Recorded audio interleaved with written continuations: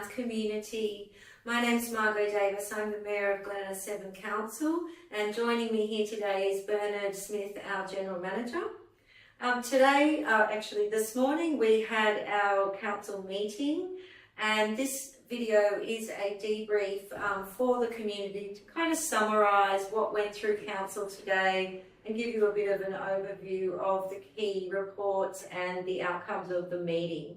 So just a reminder to everyone, if you didn't get the chance to watch the live streaming today, you can actually watch the video back. It'll be up on council's website either later this afternoon or certainly by tomorrow, so you can have a look at the full meeting if you would like to do that.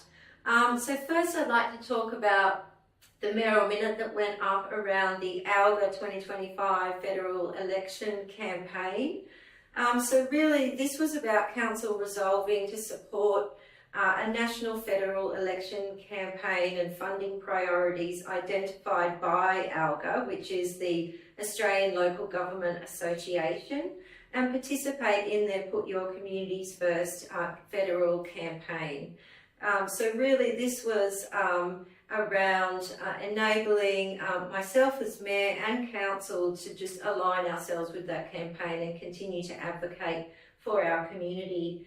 And related to that conference, actually, there was another report that went up talking about 4 different motions that we wanted to put forward to the ALGA conference.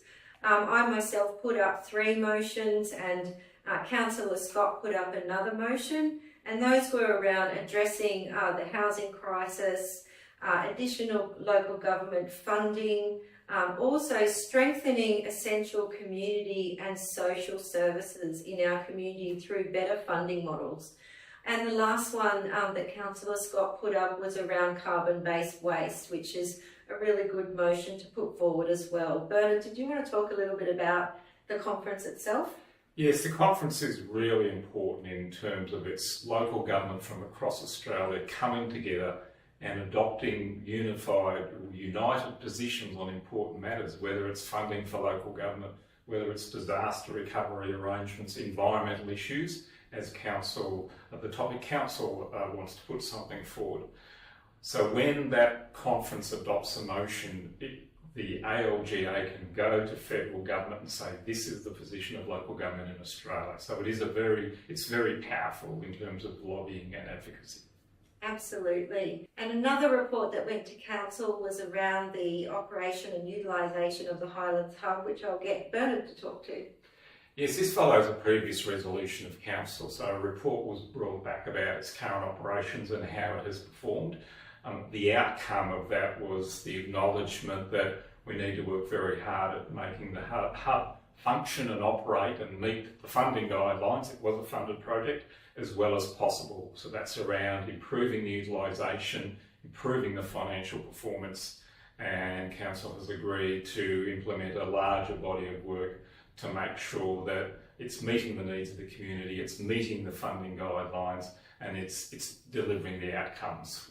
And there were a few council policies that went up for review and rescindment, actually, to sort of streamline things. These policies were policies that either are already covered by regulation or legislation. Bernard, did you want to add anything more to that? Look, it's not a terribly exciting topic, but it's important in the sense of whilst policy and procedure is really important, it's also important to simplify it as much as possible, and that's what that report was aimed at.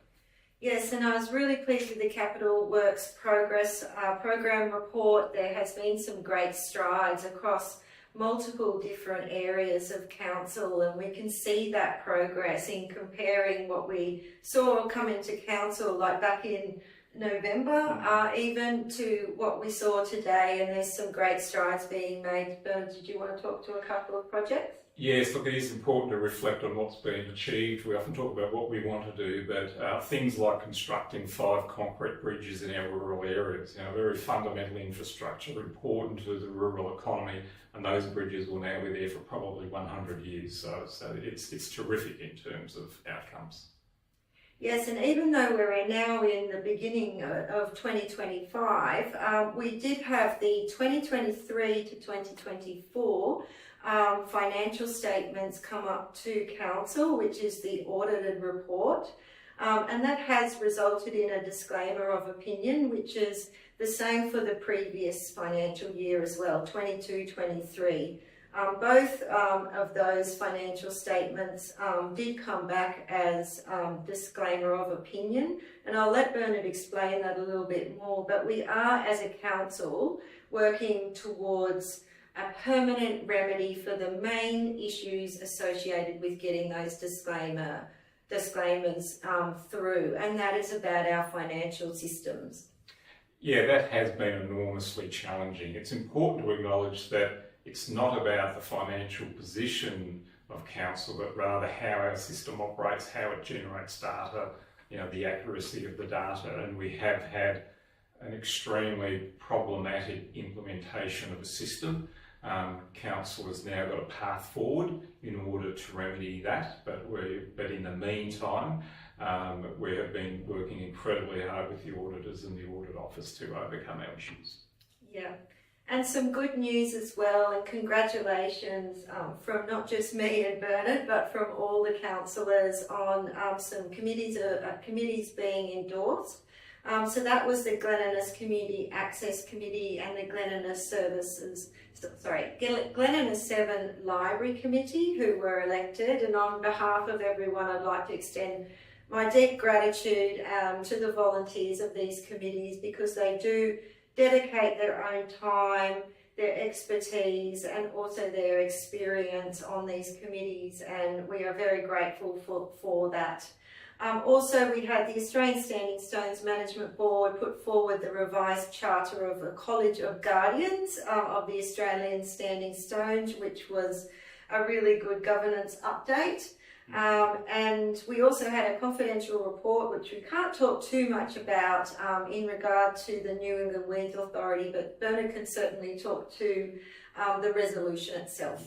And at a general level, the New England Weeds Authority is currently being wound up, and that proposal, in fact, is out on public exhibition. What it does mean from a practical sense is that Council will be taking back in-house responsibilities around the control of weeds. It's an incredibly important issue for the rural sector, and I think there will now be a far closer interface between ourselves, the weeds management function, and the stakeholders.